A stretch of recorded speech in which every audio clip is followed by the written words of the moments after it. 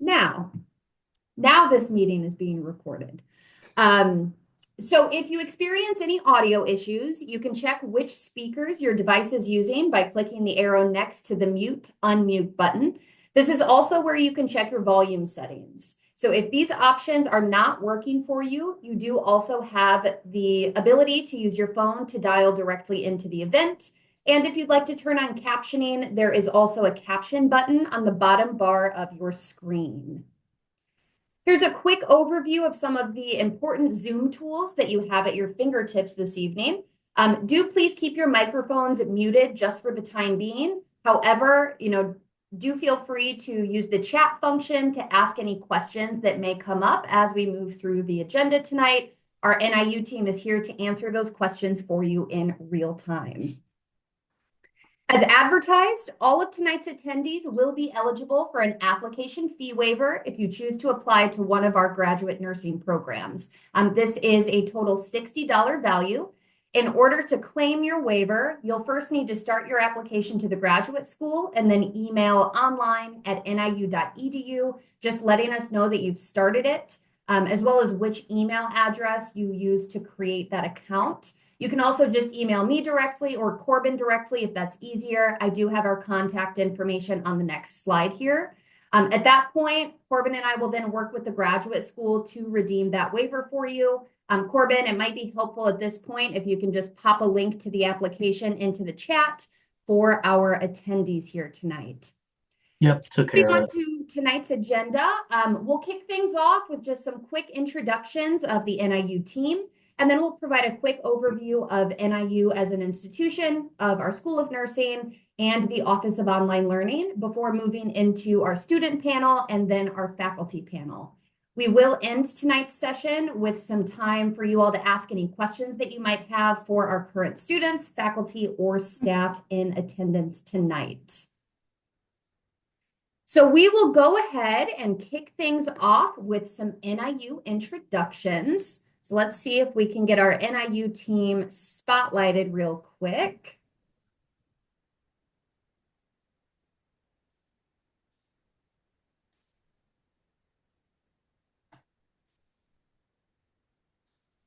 Okay, I think I'm spotlighted. All right, let's start with Dr. Or not, I don't know. Hi, everyone. I'm Dr. Marcia Cook, and I am an associate professor in the School of Nursing, as well as the director of the graduate nursing program. And I'm happy to have you all here today. Excellent. Next, let's go to Sarah.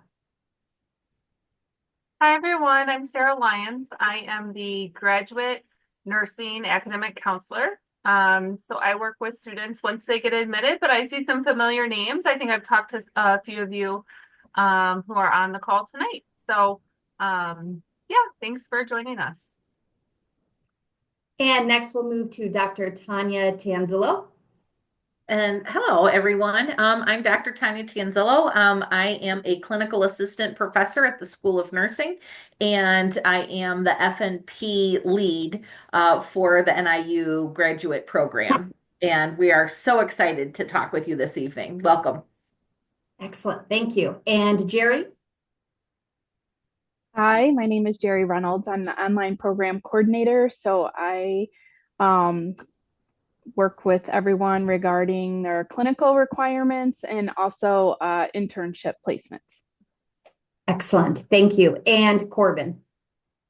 Hi, everyone. Yeah, my name is Corbin Tyson, the online student success specialist for the graduate nursing program. So I help answer questions about prospective student questions, and I also assist the current students in the program. So nice to meet everyone.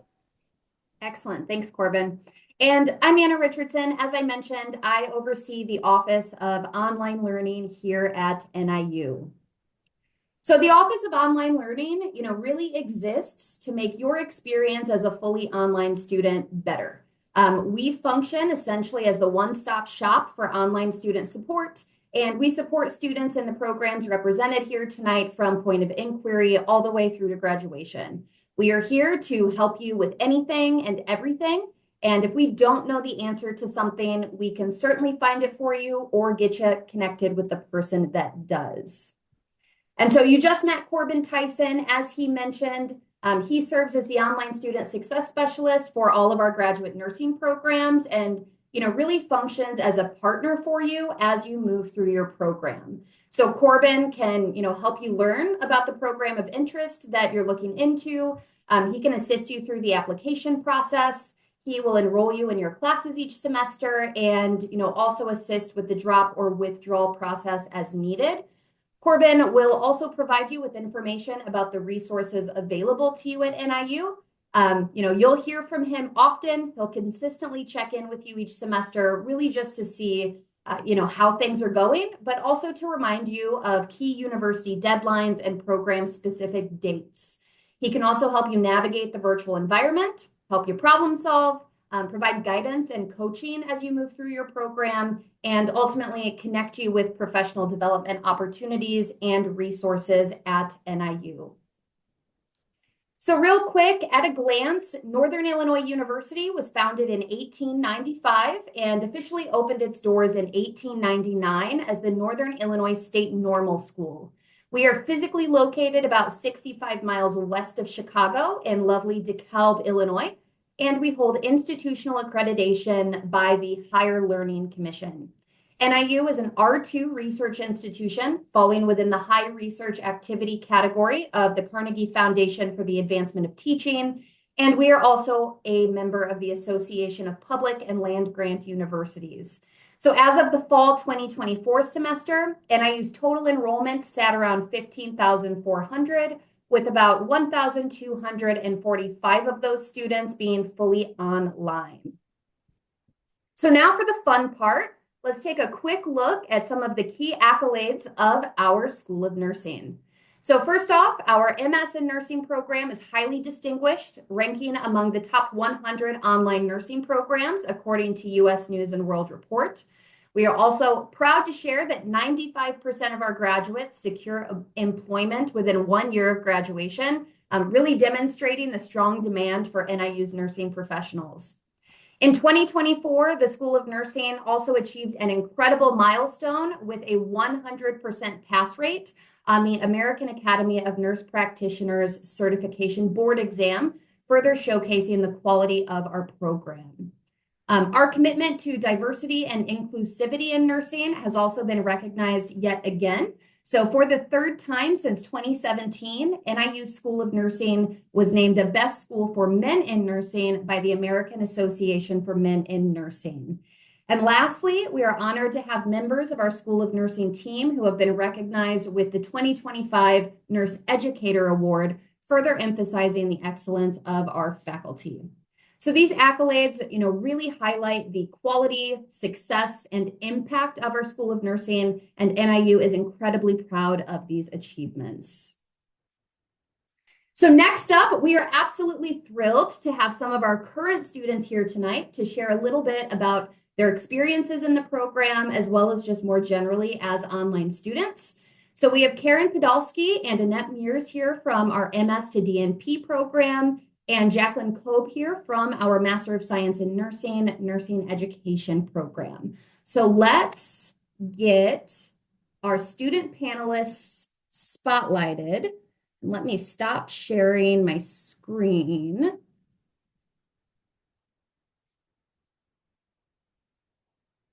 All right, excellent. Well, again, thank you all so much for being here. I guess let's just dive right into it. So my first question for you is, what made you decide on a graduate nursing program at NIU? Let's start with Karen. Hey there. Good evening, everybody. It's kind of biased because I'm Husky through and through. So this will be my third time at NIU School of Nursing. So I completed my BS here years ago, and then my MS and MPH, and so I came back. So it's a great program, and just confident and glad I came back. Excellent. Thank you, Karen. Let's go with Annette next. Hi, good evening, everyone. Thank you for joining us. This is my first NIU experience. I am a local DeKalb County resident, and I got my associate with Kishwaukee College, our community, back in '92. And my goal was to go to NIU to fulfill a bachelor's. But then, marriage and children come along. And back in the '90s, we didn't have all this online. So schooling kind of got pushed aside. And then when I went back for my bachelor's to my master's, I also looked at NIU, but they didn't have a full inclusion online course at that time. So I utilized another university for my online for the bachelor's and master's. And so when they implemented a DNP program, I'm like, this is my opportunity to come here and connect back with NIU and fulfill a dream to be a Husky. And, looking at the curriculum, it just really fit my needs, the synchronous and, independent learning. And then the staff, everyone's just so hands-on and available for you. And I can totally say the difference between my online experience through the other organization that I got my bachelor's and my master's to what I'm getting here with NIU is 100% high class level. And I have other friends that I work with who are getting a DNP with other universities. And I really feel I'm coming out with a superior education and we have support. The staff here is phenomenal, always able to help you. So it's an excellent program. I'm very pleased. Excellent. Thanks, Annette. I love that you mentioned, you're online, but you still have the support of faculty and the institution. So, one of our taglines that we like to say a lot is online, but not alone. And I think that's especially true with our graduate nursing programs. And Jacqueline. Hi, everyone. I chose NIU. I have a really good friend who graduated from the program a few years back, and right after graduation, moved straight into an adjunct faculty position and is now a full-time nursing instructor at a local community college. And she had an amazing experience. And so I kind of just followed suit, and I definitely like the online option. It's very convenient, especially when working full time. And I have my kids are in middle school and elementary, so it's been really convenient, the online format. Excellent. Thank you. And so, Annette, I know I think you mentioned you're local. Karen and Jacqueline, where are you at? Well, right now I'm sitting in the School of Nursing. So I am local as well. I'm about a half hour west of DeKalb. And then I work across the street from the School of Nursing. So I am local. Okay. Very convenient. I'm in Algonquin, which is about 50 minutes from DeKalb. Excellent. Thank you. All right. So what class has been your favorite so far in the program? And what course are you looking forward to taking either, in an upcoming semester or maybe just a class that you're really enjoying this semester? We'll start with Karen. But you look like you're thinking, so we can come Start back. with me. No, it's like hard to pick a favorite. I would say there's been several classes that are part of the project, and so I'm like maybe in the second one of that. So it's laying the groundwork for my project, which I've really enjoyed in terms of it might be the instructor, she's amazing, but it's also the content and kind of thinking about laying that framework for the project as I go along and utilizing those tools, regardless if it's my DMP project, but just in general, utilizing those tools. And I'm most excited about this class I started this week about population health, which is my jam anyway. So anytime I get to like live that and breathe that, I'm just loving every minute of it. So I started that. It's like an 8-week class that started today. So I'm looking forward to doing that. Who's the instructor that you just gave an anonymous shout out to? Oh, Katie Coulter. Okay, Katie Coulter. Thank you. Annette. Hello. It's hard to say a favorite. I'm like KP with, as we're in pursuing, the DNP, everything does really step into place. I know I had multiple conversations with Sarah about like, how do these other classes, some of those foundational classes build? For me, I knew coming in what my project idea was going to be and what my focus was. So every class, when you have a little project, I could just kind of like do more researching. And so it really helped build into my project I'm at now. I think one of my, I have a favorite assignment was in leadership. And I love leadership because I've held leadership roles and I'm in a leadership role, but you still can learn from it. And so we had Dr. Rossetti, and one of our assignments was to reach out to a leader who we were not familiar with, someone that we did not work with, and someone that was not within the university. So what I did is I was going to attend a conference and I was looking at the speakers. And one of them was actually local from outside of the Chicago area. And she did her DMP project with doing advanced care planning, which is what I'm doing mine on. I'm like, how perfect. So I connected with her and we had to do this interview. And now she's my subject expert for my project. And, we're just supporting each other. So that was like one of my favorite projects because it wasn't just about the project. It fulfilled me as a nurse and finding another fellow colleague to support me and help me through this process. That's excellent. So there's like a networking component. You had the Yes. opportunity to do some outreach and expand your network, and that might not have happened without that project. Right. I mean, yeah, totally unexpected find there. Yeah. Right. Excellent. And what I'm looking forward to is I'm really looking forward to implementation this summer. So I'm excited about that. One thing that I would have hoped to do is Dr. Rossetti does a study abroad with nursing, and she's going to Ireland, which I would have loved to do, except for it's during my implementation. So that's kind of on hold for me. But implementation, here we come. Excellent. Sending all of the good vibes. Yeah. And Jacqueline. Well, I will say my favorite class so far, and I'm not just saying this because Dr. Cook is in the meeting, has really been Intro to Quality and Safety in Healthcare. There's been so much real world application. I'm able to take the concepts and think about my current position, but also think about past positions I've held. And I think hopefully eventually stepping into a leadership position. I think what I'm learning will definitely translate and help me like move into something more in my career. So I've really just the content's been great.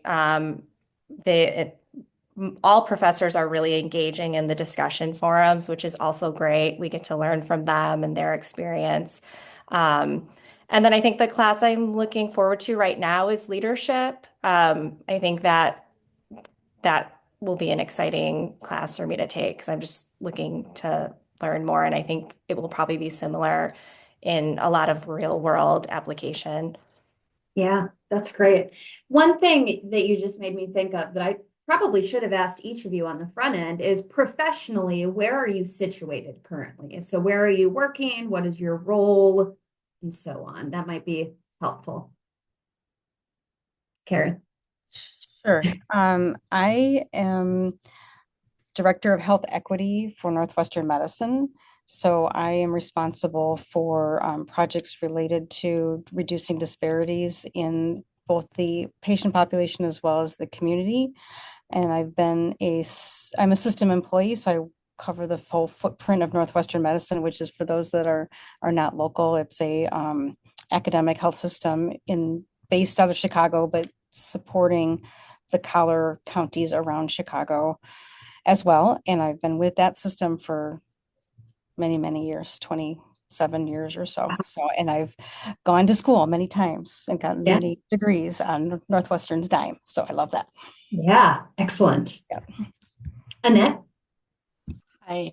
So I currently am the program lead at Northwestern Medicine, and I do advanced care planning and medical ethics. And my coverage is the DeKalb County. So it's Kishwaukee Hospital and Valley West Hospital, and supporting all of our entities of Northwestern Medicine, Cancer Center, behavioral health, the practices. And and when Northwestern Medicine upped their tuition, I'm like, this is it. This is my key to go back to school and get my degree.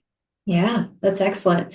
For all of our prospective students out there, if you have not looked into tuition benefits, tuition reimbursement, be sure to do so. That is the way that a lot of NIU students, especially at the graduate level, are able to fund their education. So definitely look into that. And Jacqueline. I have been working as a school nurse for the last 5 years. And then previous to that, I was a hospital staff nurse. Excellent. Excellent. All right. So what challenges have you all had as an online graduate nursing student, and how did you resolve them? Karen. Oh, I'll go first. We'll keep going in the same circle. It's so cliche, but it is that time management component and kind of balancing everything. I think overcoming it is getting myself organized early in the semester and um, like leveraging all the resources that are available. And I think just keeping that calendar up to date and keep myself on task is the main piece. But I think the way the classes are structured, they're very organized well in terms of the framework of whether they're discussion boards, and they're typically, post by Wednesday, respond by Sunday type of thing. So I think that's helpful, is that there's a systematic approach for each class, that it's very structured, that helps support that and keep you on track. Yeah. To your point, to-do lists and planners are your best friend, definitely. Annette? I am on the same thought process with KP. It's just keeping yourself very, in a schedule to meet those deadlines. And when I do school, I print out a calendar and I'm writing everything down. And every week it's like, then it's like highlighting when I did it, even like every discussion board post and repost that reply that you do, because I don't want to miss a deadline. But otherwise, I really can't feel like I've come across a lot of challenges. And if you have deadlines that are, life happens and things come up forward, then you just reach out to your professors and they're always really understanding, is because you just communicate well with them. But yeah, it's that time management, when you're doing homework and then the family comes over and they want to have, family dinner, or, grandson wants to have a little snuggle time. I'm like, okay, but you make it happen because, the end goal. Yeah. Yeah, it's definitely a balancing act. Yeah. And Jacqueline? I would say time management, just going week by week, looking at the assignments and then setting like designated time aside. Sometimes I'll even just sit down for 20 minutes to work on something and get as far as I can and then take a break and come back to it. But just keeping track and writing things down and just one assignment at a time and just keeping going. Other than that, that's really the only, I think, major challenge is just finding the time for it. There's nothing better than crossing an assignment off of your to-do list, right? Sometimes even if I don't actually write it on my to-do list, but I finish something extra, I'll add it just so I can cross it off. So, pro tip. All right, and then my last question for you all, what advice do you have for new students or those thinking about pursuing an online program? We'll switch up the order this time. I'll start with Jacqueline. I would say just go for it. Don't there'll never be a perfect time to do it. Just jump in and you can find the time, and everyone is very supportive, and it's well worth any sacrifice you have to make because you do learn so much, and it's such a wonderful program. I'm always telling coworkers and people like, just do it. I mean, it took me a long time to decide to jump in, and I wish I had done it sooner because it's really been a great experience. Annette. I would say, yeah, Jacqueline, spot on there. What I have found really beneficial, especially in this last couple semesters, is the resources. NIU has phenomenal resources. The librarian, she's amazing. So easy to get an appointment that works with your schedule. And she made my research go so much smoother. She really helped me how to fine tune researching. So that was a huge win. And then also the writing center, they have appointments that you can go and you take your paragraphs that you have done and you read them out loud, and they help you kind of like frame it and kind of brainstorm some of those questions that you have as you're writing it. And then when I do that, I use the little comments. So I put my little questions that I have for the writing center in little comments. So I remember where and what to ask them. And as we're talking, I put my little reply back so I can go back and edit. And then the Writing Center also has some really good workshops. And now we have to have it be kind of our curriculum, that we have to have that expectation to do those. They're really good. The Ashley Bartlett there, she just presents so articulate, and really helps you define how to like write better. So definitely use the resources that are there. The professors at the School of Nursing are very helpful too. Utilizing the open hours has That's great. made it easier, taking the Yeah, stress away. definitely, the resources are here for you as NIU students. There are subject specialist librarians, as Annette mentioned, that can assist you with research. The Writing Center does virtual appointments, and there are a whole lot of relevant virtual workshops and events that Corbin will likely be sending you via email as current students so that you can check those out and make sure that, you're really taking advantage of what is available for you. And Karen. I think both Jackie and Annette had some really great from just jumping in and doing because there is no right time, right? As well as the resources. It's just, and regardless if you're local, then there's, in person, but there's, regardless if, even though I'm local, I usually typically take advantage of things virtually, whether they be connecting with my instructors or the writing center or the library.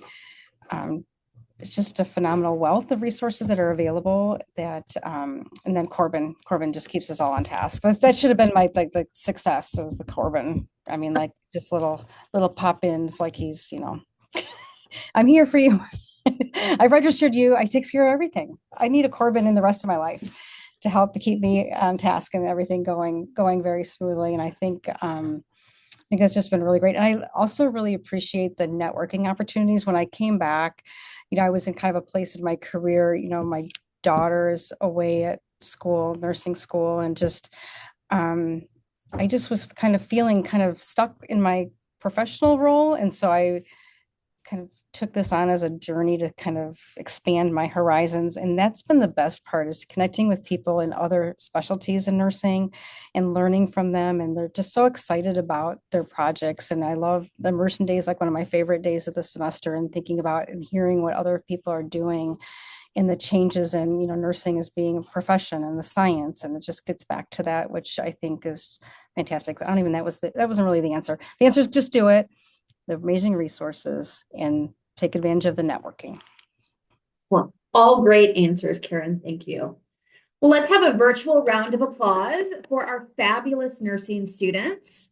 If any of you have questions specifically for them, feel free to put those in the chat. We will try to save a few minutes at the end, if you want to come on camera, turn your mic on and ask questions. But at this point, we will now transition into our faculty panel with Dr. Marcia Cook and Dr. Tanya Tanzelo.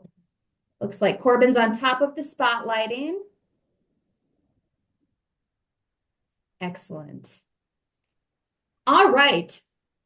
So I guess to get us started, could you begin by just telling us about your path to reaching your current position, including your educational background and some of the roles that you've held along the way?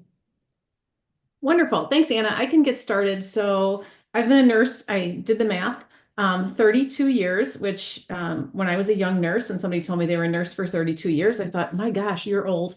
I don't think that about myself, though. I've been blessed to have a wonderful career. I started out clinically in the emergency department and critical care. Got my bachelor's degree by the time I was 25 and went right back to get my master's degree. I knew I wanted to get into an operations type position. So by the time I was 30, I was already in a director role. So I spent 17 years of my career as a director of education, patient satisfaction, electronic health record implementation.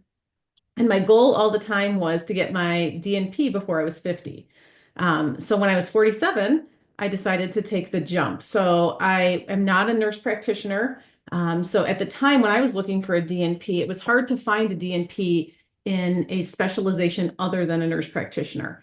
But I did manage to find one. So my DNP is an outcomes performance. So essentially quality improvement. After I received my DNP, I changed jobs and I worked for the American Hospital Association, which was a really interesting job. Not only did I get to see, talk to people from all over the country, but I also got to see how healthcare was delivered all over the country. I first worked for the American Society for Healthcare Risk Management as the director of education. So I was blessed to interact with 6,000 members in that group, ranging from risk managers to insurance professionals to lawyers. So very a much more broad perspective than I had when I was just working in a hospital setting. I then transitioned to the Director of Clinical Quality at the American Hospital Association, where I was operationally responsible for 4 different national quality improvement projects that were funded by the Agency for Healthcare Research and Quality and the CDC. And that was really interesting because, again, I was able to see how healthcare was delivered across the country. So how healthcare is delivered, I know we have somebody here from Utah. We worked with folks in Utah. We worked with folks all over the country in acute care and long-term care and ambulatory. The focus of the projects I worked on was mostly healthcare associated infection prevention. So it was great to see, we were able to connect people from hospital to hospital, state to state. What we found is when one person was having a problem at their institution, somebody across the country was having the same issue. So connecting them and helping them solve their problems together was really rewarding. And that was really eye-opening as part of my career, especially traveling around the country to see what are the resources in a critical access hospital. I've always been in the metropolitan Chicago area. So when you look at rural communities, they have far different resources. So it was very eye-opening to me professionally as well. I transitioned from that job to academia in 2017, partly because national healthcare projects are funded by whoever is in office at the time. So this was at the time the presidency was changing and priorities changed, which always happens. So I decided to go back to my first love, which was teaching. So I've been in academia since 2017, and I teach across the curriculum. So I have the privilege of teaching undergraduate nursing students in their last semester before they become real nurses. I also work in the MSN program and the DNP students, love DNP students and DNP projects. Jackie, I'm glad you like Nursing 707 because that's a new class that we just started this semester. And a year ago, I took on the role of the graduate director. So I now get to work with students both in the classroom and outside of the classroom. So it's been a very rewarding career. It's also nice to have summers off. Yes, absolutely. And Dr. Tanzelo. Hi, everyone. So my journey, I'll be honest, I wanted to be a teacher out the gate. I wanted to be a science teacher. My mom was a nurse. I told her her job was terrible and I never wanted to do it. And here I am. So you never know. My dad took me for a walk one night and said, I really think you should be a nurse like your mother. And of course, at 17, I'm like, oh, Dad, stop. Don't tell me what I'm going to be. And then got into my bachelor's undergrad at University of Evansville, and 3 weeks later decided I was going to go into the nursing program. But that was my decision. It wasn't influenced by anybody else. So when I got out, I really had no idea what an advanced practice nurse was. I had no desire to go back to school ever again. And so I practiced for 10 years in ICU. Absolutely loved it. I love the intensity without a lot of the blood and guts component that the ER sees. So I loved ICU, but I got a little tired of it and felt like, okay, I can save this person tonight, but their ultimate health isn't in a great spot. And so this is where I really thought, well, can I do more than just this? And that was really where the motivation to go back and be a nurse practitioner. I really wanted to be that healthcare provider that talked to the patient about why they need to take their blood pressure medicine, not, hey, guess what? You just bought yourself dialysis for the rest of your life. I really wanted to be more proactive in a patient's life, basically. And so I went back to school. At that time, I had a 3-year-old and a 1-year-old. And so I did NIU part-time, met my best friend at school at NIU. I remember sitting in the class in DeKalb and someone said something about Blackboard and I was like, what is Blackboard? I have no idea what this is. So that transitioned into 20 years of being a nurse practitioner. And again, I kind of full circled back. I kind of always wanted to teach. And so as an APRN, I decided to go back for my my DNP. And that opened a world that I just didn't even know existed, to be honest with you. I was a nurse practitioner. All I was thinking of was who's that patient behind that next door, and really didn't understand what population health was, as Karen kind of mentioned.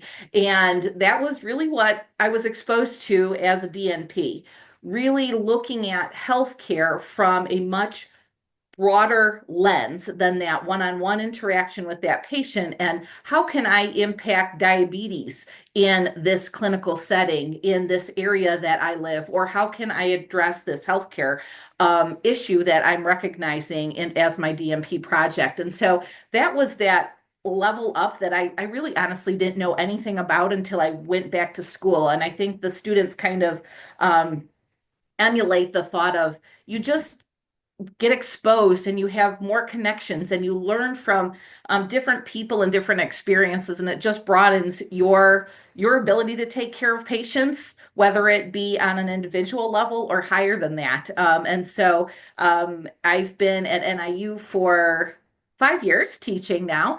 As Dr. Cook, I teach undergrad, graduate, and in the doctoral program as well, and absolutely love every exposure. Online can be a little bit difficult sometimes because teaching, you're kind of asynchronous with a lot of the students. But one thing I love about NIU is I think we're small enough, I guess is the best word, that you're not kind of lost to the millions. I mean, I have students contact me frequently, and we're always there to help support the students. You know, they're like, oh, something's happening, I can't get this assignment in. Okay, no problem. We'll make adjustments to that. All of us faculty have worked as adult learners. So we've been in that situation as you as a student, and know that that flexibility is really valuable in helping you be successful. And so deadlines can be adjusted in certain times. And really we try to be very flexible with that. But every level has brought new challenges, and we're just excited to field any questions and help you learn a little bit more about our program.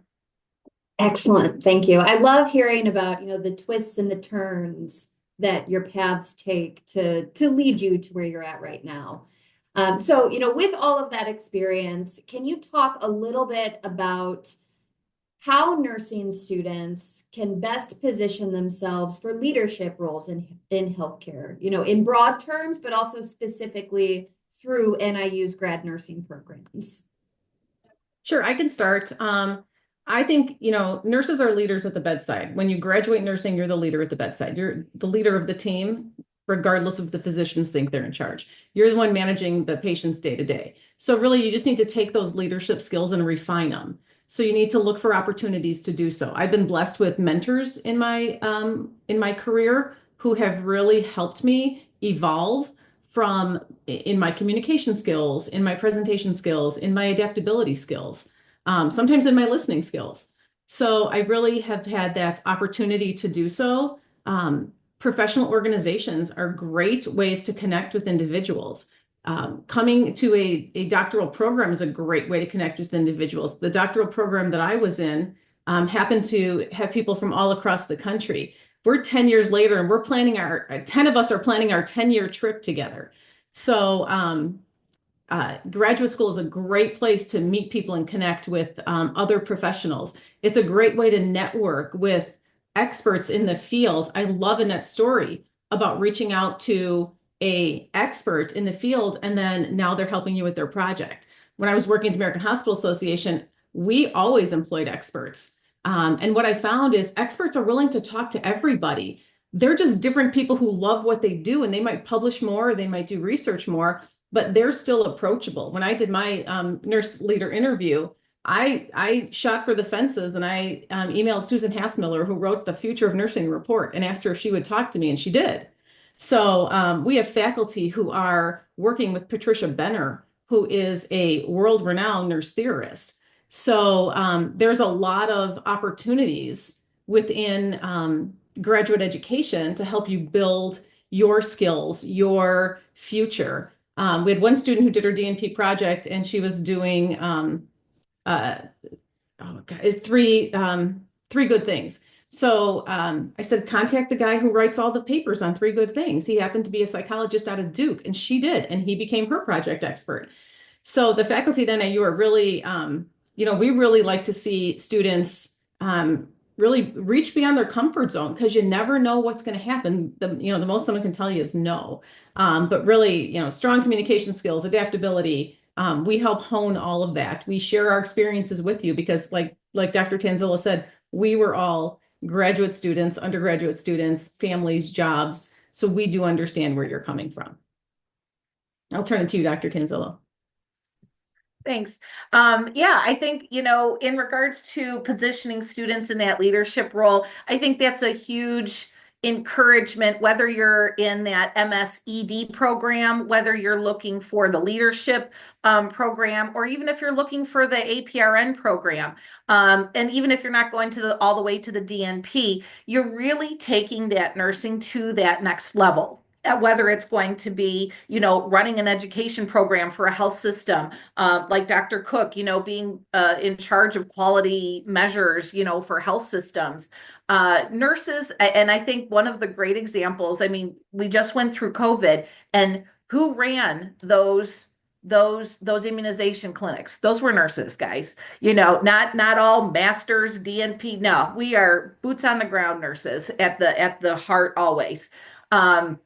And so I think you're given so many different networking opportunities to develop some leadership skills that you probably don't even know you have yet for the most part. But I think it's a lot of these projects put you in connections. And again, just that student that we were talking about that reached out to the Three Wishes specialist, basically, he had her come down to Duke and present her DNP project to his team.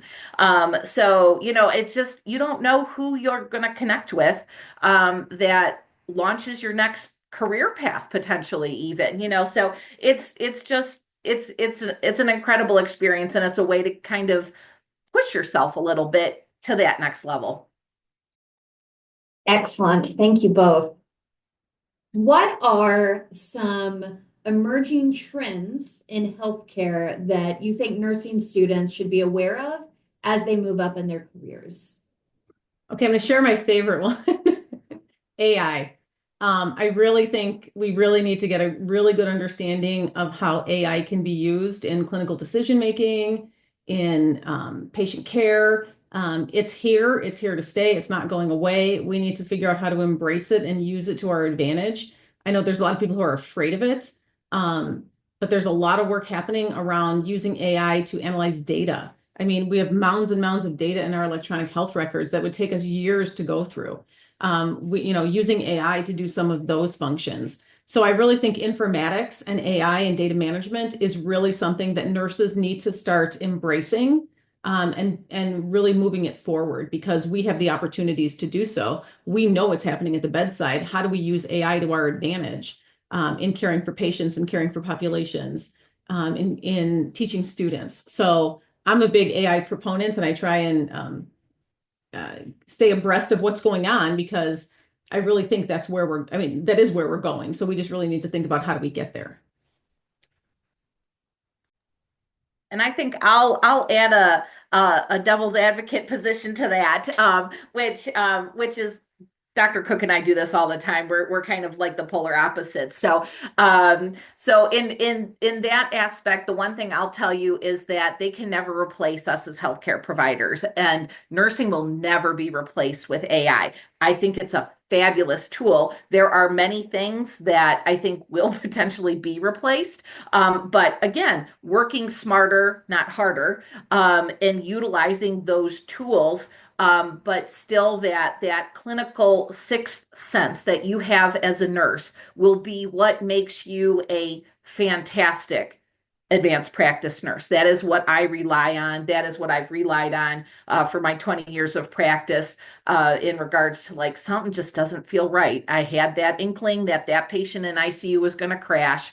And sure enough, they did. And that piece or that skill set stays with you as a nurse. And so whether you're an advanced practice nurse or whatever, I think that piece of interacting with patients will always be something that sticks with you for the most part. But one of the things that I think is also up and coming, and just to kind of again kind of more put the practice spin on it, because that's where I come from, is I've always been a little bit a step ahead of where things were. I was a nurse practitioner before that was a thing. I was a DNP before I had to explain everybody what that was. I ended up getting a postdoc master's in integrative medicine, and I practice in a functional medicine setting. And having full practice authority in Illinois, basically, I'm in a position where I can open a clinic and run a functional medicine clinic. And I think there's a lot of interest out there in integrating healthcare, not always. It isn't all, I mean, I don't want to tell it, I got to be careful about this, get myself in trouble. Not that we're not teaching evidence-based practice, but it is a art, and being able to listen to the patient and never lose sight of that patient being the expert in themselves. And you have to be taught and learn how to listen to that patient. And we as nurses do a fantastic job of that, which is what makes us fantastic as primary care providers, as leaders in healthcare. And so those are some of the things I think, growing areas of interest that you think we can improve on. There's just so many. There's so many we've got yet to tackle. I love that. So a similar but different yet related question, as the landscape continuously changes in healthcare and in every other, aspect of life, how does NIU's nursing programs prepare students for that ever-changing healthcare landscape? So just like healthcare is doing quality improvement, NIU does quality improvement. So we look at our nursing programs and the curriculum, and we look at what is the state of healthcare and what is needed in healthcare in the next 5 years, 10 years, and we adapt our curriculum. So just like Jackie said, she was in a quality improvement course. We looked at our curriculum, looked at the needs that were out there, and developed that course and instituted that course and put it in our programs beginning this year. We added on 4 additional tracks for students because we saw that nurses want multiple paths. There's not just the path to an APRN. There are paths for healthcare leadership. There are paths for educational leadership. So we're always looking ahead to see what is coming down the pipeline. We are very connected to our community partners. So we do talk to healthcare centers and CEOs and CNOs and people in the field to say, what are the challenges you're facing and what are those things that we can do? So we try to evolve with the times because we understand healthcare is ever changing, never stagnant. So we're always looking at that. The other thing I can say is we truly do have a very supportive faculty. In the graduate program, the faculty is very close, and we are aware of what's going on with many of our students all at the same time. We teach, I think there's 140 students in the program right now, and I can honestly say I know most of their names because we are always talking about what are our students sharing with us, what are our students telling us we need to do. If a student's in trouble, how do we support them? And the DNP faculty are very good in supporting students through the different phases of their projects. We bring students on site once a semester, and I think Karen alluded to it, the immersion day, where we bring all the DNP students together, and we're thinking about doing it for our FNP students as well. It's just a great way to support the students. We had a nationally known speaker in January, and I know Jackie, you and Karen, you were there. We invited the graduate students to come and hear this fabulous speaker on clinical judgment. So again, we try to use our resources to help our students as well. So we're, in my opinion, a very kind of open program. If you have a need, if you have a question, if you have you need something, we're very available and able to help navigate some of those resources that you might need. Yeah, I don't think I have much to add to that outside of saying that we're just really open to suggestions. I think, I mean, I've taught women's health for 5 years, and I've probably augmented or changed each semester a little bit according to what the student feedback is. I like this assignment. I feel like this could have been a little bit better.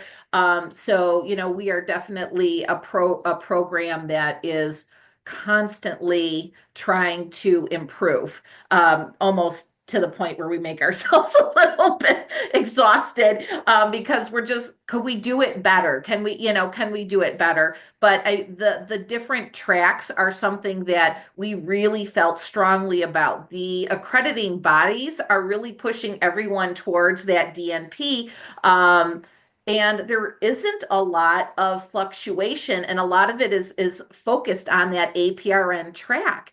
And we really were listening to some of our students, and some of the students are like, that's not my love. I want to teach. I want to do education. And we really thought, you know what? Okay, let's do it. And we created those tracks, and I think it's a real testament to NIU's looking at that flexibility and what are the students looking or wanting, so that they can really achieve what their passion is. And that's kind of that's what we're all about, basically, helping you become the better you. And there's a lot of respect. Like, I'm not a nurse practitioner, but Dr. Tanzillo is, and so are other faculty. So, we know our lanes, and we know if there's a question about, anything in the nurse practitioner track, I am not the one to answer it.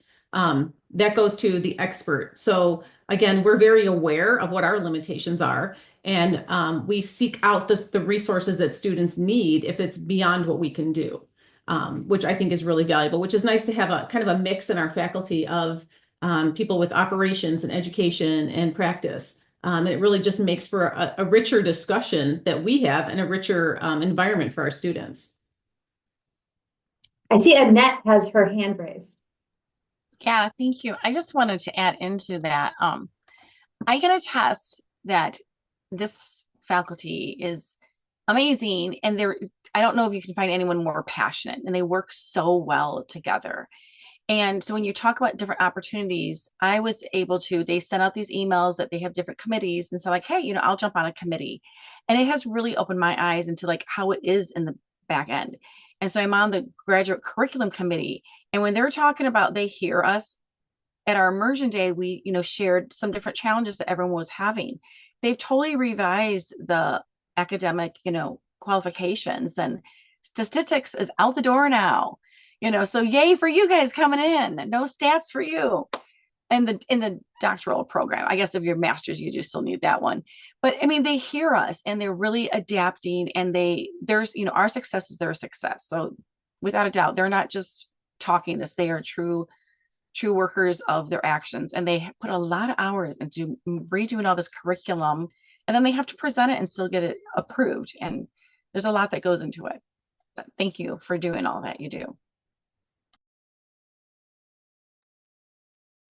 That is some great feedback. Thank you, Annette.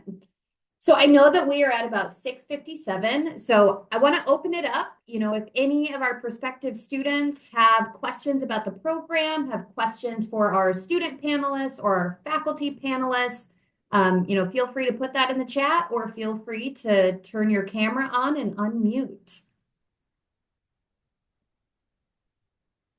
We're looking for challenging questions. Yes.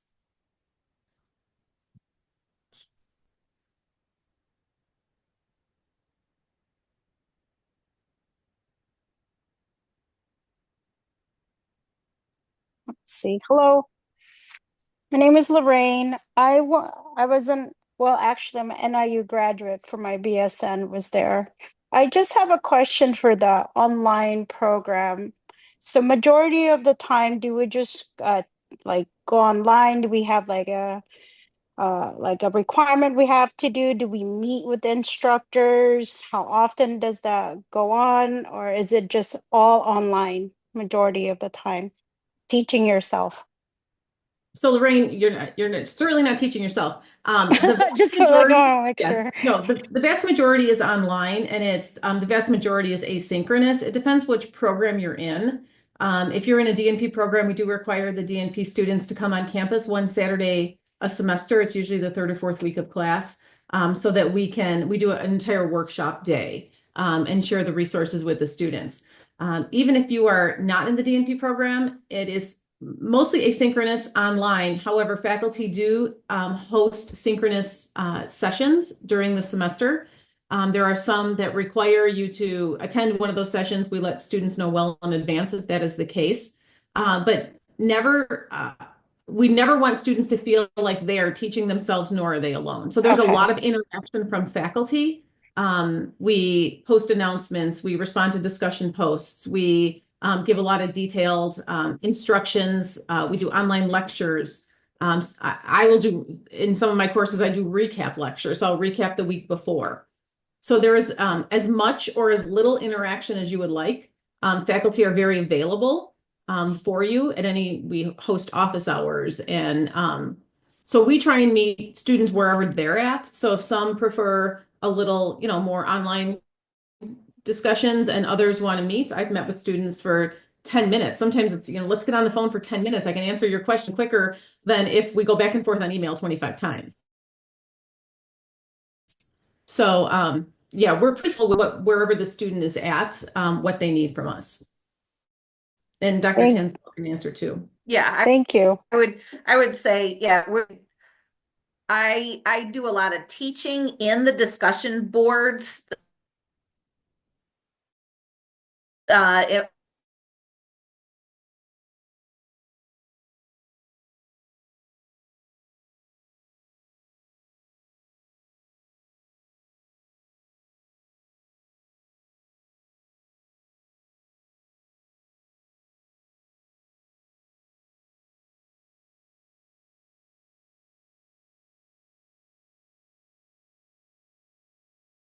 a lot of the different schedules and that. So that's where we make it really flexible. So again, a lot of times we'll vary our office hours. So maybe there's a noontime one or an evening time.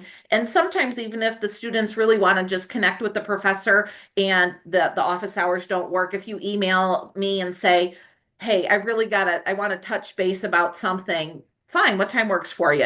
We're really available for that. So I think you'll find you have quite a bit of support there. And for the DNP students, we tend to give the DNP students a little bit more support, particularly when they're in their project courses. I have chaired multiple DNP projects, and I meet with the students that I chair every 2 weeks, so that we do a check-in every 2 weeks. It's 15, 20 minutes. Sometimes we cancel them if we have nothing to talk about. But we make sure that they have that support, particularly when they're doing their projects, because that's when a lot of questions tend to come when they're writing their proposal or doing their implementation, less so when they're done with the implementation. But I still, all the faculty still keep really close tabs on the DNP students when they're in the project courses. Another question I have. So for the exams, is the exams online where it's proctored? Or do we come into campus to take exams? There are no exams in my courses, so I'm going to let Dr. Tanzillo answer that one. Yeah. Yeah, I teach patho and women's health. So those do have exams, and they are online. Typically, we open those for a period of time. So there's like a window of time. So it's not like you have to take it from 10 to 12. Very often my exams are open for 36 or 48 hours because, I know you're working night shift, weekend, whatever kind of business, right? And again, I'm flexible with that. So sometimes what I've picked doesn't work for somebody and somebody else say, hey, can I do this a little bit different this time? I'm traveling, I'm doing whatever, or something's happening. We make adjustments to it, but you'll take it online in a proctored format, but it's proctored via the computer. Basically, it's in what we call a lockdown browser. So it's a little bit of a learning curve to know how it's utilized, but we use the same one throughout the program. So once you know how to use it, it's pretty simple and straightforward. Thank you. And I see Corinne put in the chat, she asked about yay for the no stats requirement. We do require stats. You have to have a stats class, and Sarah, correct me if I say this incorrectly, within the last 10 years. correct? Yeah, I'll let you have Sarah to, speak to this so I'm not wrong. yes, within the last 10 years, in that 10-year window of completing the degree for the DNP. It is required as part of the master's program. Or if you're coming in with a bachelor's going to the DNP, you'll need it for that program. And Corinne, I see that several of the students responded that they're in the DNP with no specialization. So we offer no specialization, and then we have specialization in educational leadership and healthcare leadership. The only difference is the classes in healthcare leadership, we add a few more required courses that help you get the skills that you need to get into that role. So one is not better than the other. It's just what people choose. So we try to be as flexible as we can with our offerings so that, again, it's not a one size fits all. We have multiple options for students to take advantage of. So I'm glad they answered in the chat too. Hi guys, I'm kind of going off of what you just said. Um, I knew that I wanted to go back to school, but I feel like I have so many passions. I want to maybe one day teach, but I also really truly do love the bedside interaction with the patient. And I'm feeling that I just want to be more of a provider in that essence. Do you think specializing on one of these specializations, is it kind of end all be all, or does it kind of open many different paths to where if I get like the family nursing specialization, would that open up also paths to be instructor and teaching as well without going through the education? Dr. Tanzillo is a provider. She still works in the clinic during the week, and she is our clinical track faculty. So she is a living testament to you can do both. Okay. And if you want to add anything. Yeah, and I'll add to that. Is it Lorraine who asked the question? Kayla. I'm Kayla. Kayla, sorry. So Kayla, so coming in 5 years ago, I came into NIU with absolutely no teaching experience at all. So having my terminal degree as a DNP was what was needed to be considered a faculty member. So PhD or DNP is a terminal nursing degree. So that part I'm learning from my colleagues. Dr. Cook is actually kind of mentoring me some as I'm teaching undergrad for the first time this semester, and I sat in on her class to see how things how to like navigate that world. You absolutely can have that passion of patient care and be the NP and still transition into that education. You don't need a formal ED background necessarily. Okay, awesome. Thank you. We have multiple faculty who are working nurse practitioners who are also faculty in the School of Nursing. So many in the undergraduate program and in the graduate program. Okay. Thank you guys. No problem.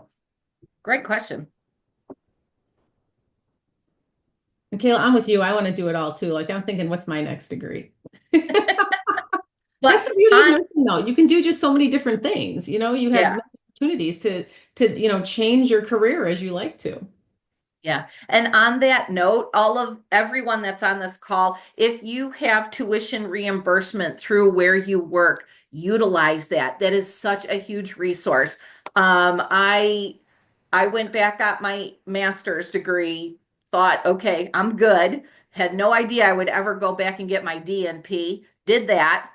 Got that paid for. I'm like, okay, no one's cut me off yet. And then when I kind of fell into, I don't know if I'm taking care of these patients the way I want to, and really develop this interest in more of that integrative functional medicine capacity, I utilized my CME money again and got a postdoc master's in integrative medicine. And all of those degrees were covered almost, I'd say 85% over my, two masters and a doctorate, basically. 85% was paid by I worked for the company for 20 years, so they got their dues out of me too. But it was a great relationship. I moved from bedside nurse to provider and utilize those resources, explore those because online programs can be expensive, but it makes it so affordable when you can kind of do it with tuition reimbursement or CME monies, and it is such a great resource. And they can't take that degree away from you, whether you work for them for a time being potentially, but that is yours, and then the world's your oyster. So utilize those benefits because they are fabulous.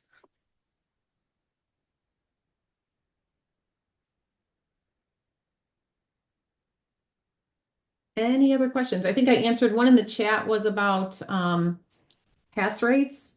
Tiara asked, which FNP boards between AANP and ANCC have a higher passing rate? And I did state that our passing rates are similar for both, from anywhere from 98 to 100%. And our pass rates are posted on our on the NIU website, so you can always see those. We just posted 2023 because we haven't gotten all of 2024 back yet. But we did have a 100% pass rate for the AANP right now for 2024, and I have not received the ANCC pass rate, but typically it has in the past been 98 to 100%. So we're finding success in both of those boards.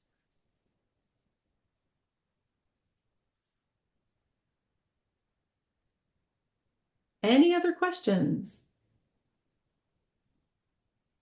I And I'll I turn saw it back to Anna, but I will open it up if you guys ever want to reach out to any of us in the School of Nursing. Feel free. Our emails were attached to the slides. You can find us on the NIU website. So we're always happy to have a conversation with potential students, even if you're, just want to explore what you want to do when you grow up. We're happy to have that conversation as well. And I think I did see something in the chat that someone asked about like flexibility within the program. And that's where Sarah Lyons steps in and does a fantastic job of helping you when life happens and it's like, oh, guess what? I'm pregnant and now I have to kind of pivot a little bit. We are well versed at dealing with that and making adjustments, and you can do this as quick as you want, or if you've got to make adjustments, I think you will find that we've got a lot of flexibility. We deal with, weddings and babies and all kinds of job changes and whatnot. And we make it work for you. So it's possible.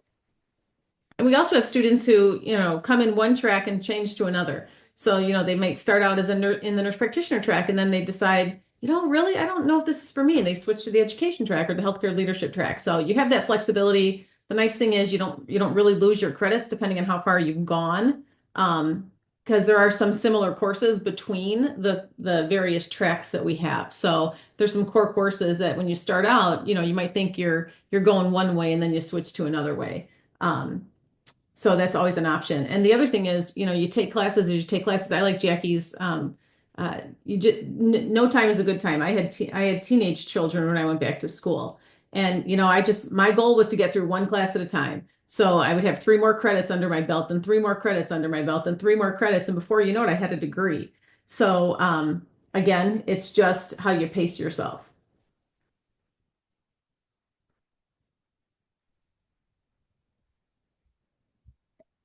And I Sarah's think answering questions in the chat. Yeah, I was gonna say, I think there's a question about placement, and that's Jerry Reynolds' position. She really helps arrange clinical placements and getting that taken care of. So we definitely assist. Very often we put it out for the students to work on finding those placements, because you're probably going to find something that's a little bit more local to your area. Maybe you don't live in northern Illinois area, you're in central Illinois or southern Illinois potentially, or other places. And so sometimes we really encourage the students to kind of reach out and try and find some of those clinical placements, but we are there to help facilitate that as well. So just know that you have support there.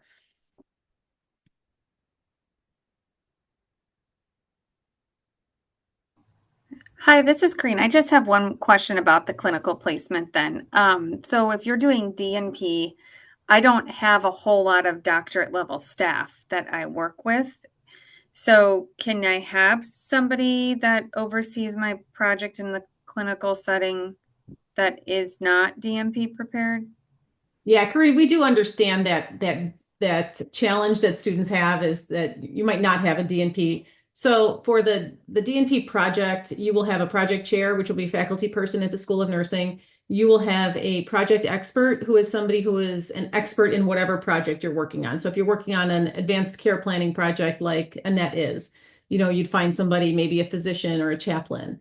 And then you have a subject matter expert. So you have three people on your team, a preceptor, a subject matter expert, and your project chair. If they're not a DNP, we just make sure that they're appropriate for your project. So, if you're going to work on healthcare associated infection, if you want an infection preventionist, that would be a great person, even if they don't have a DNP. So we really look at the experience of the people and not necessarily the letters behind their name.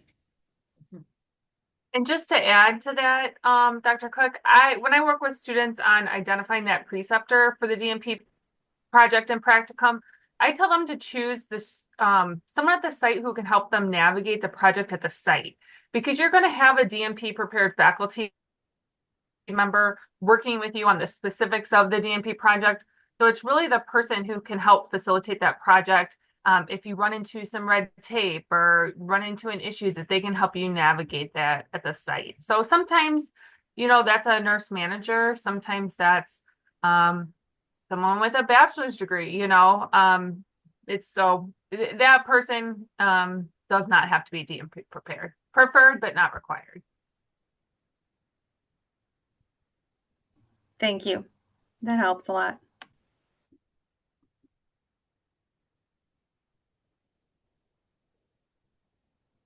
Any final questions? These have all been great.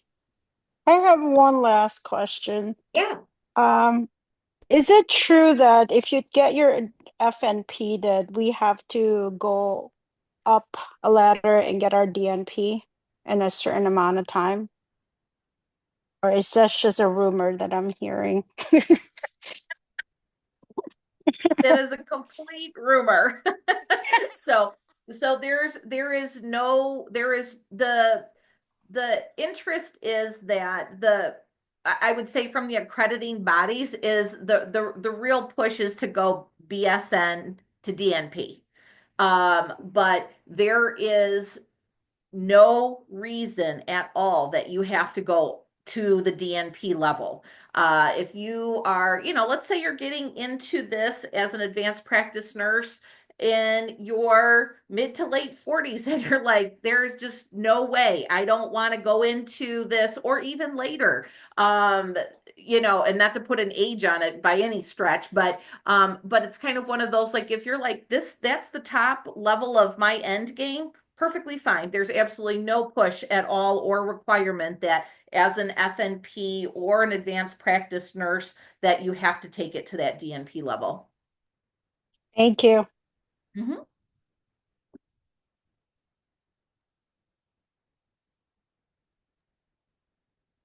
All right. Well, thank you all so much for joining, and thanks for sticking around and asking some really good questions.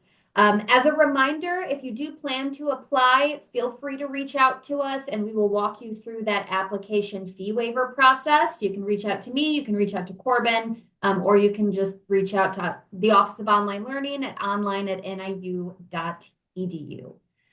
Again, thanks for being here and have a wonderful evening. Thanks. Thanks, everybody.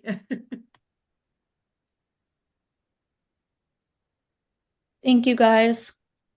Welcome for joining us.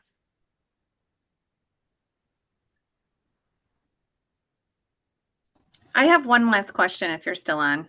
Sure. You're Sarah, correct? Oh, no. Yes. Okay. Oh yeah, I see your name. Sorry. So can I apply for the fall with pending stats class being done or no? Oh, the stats course can actually is done as part of the program if you Okay. haven't. So we just build that into your plan of study. Okay, because yeah, that was not a thing in the 90s. So, and Yeah. then when I did my master's, I particularly went to one that I didn't have to take an additional class to pay for, Yeah. because they didn't require it. And I was like, fine. So I still took like a research course and all that stuff, but I didn't have to technically take stats.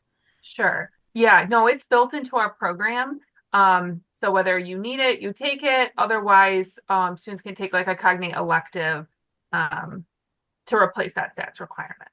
Okay, so if my plan were to start in the fall and like do that application process now, then would that just be like one of my first classes, or would I already be Yeah, we would just behind? Or be, yeah, it would just, we could, and that's part of, customizing the plan to fit, what works for you. Maybe stats feels overwhelming to start with, so we could look at other courses that might fit. So you don't have to do that as part of a prereq to apply. We would just sort that out, if you're admitted, we would meet and sort all that out. Yeah. okay, awesome. Thank you. Thank you. Sorry it's so late. I appreciate it. No, that's okay.